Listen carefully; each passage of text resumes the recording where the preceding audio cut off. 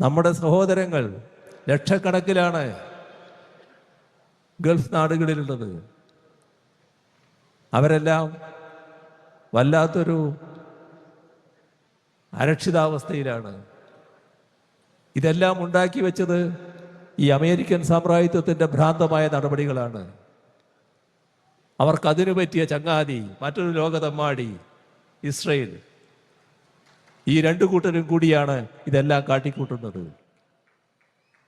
American സാമ്രാജ്യത്വം കാണിക്കുന്ന ഇത്തരം കാര്യങ്ങൾക്കെതിരെയുള്ള ശക്തമായ വികാരം നാം ഒന്നടങ്കം പ്രകടിപ്പിക്കേണ്ടതാണ് എന്നുകൂടിയാണ് എനിക്ക് ഈ ഘട്ടത്തിൽ പറയാനുള്ളത്.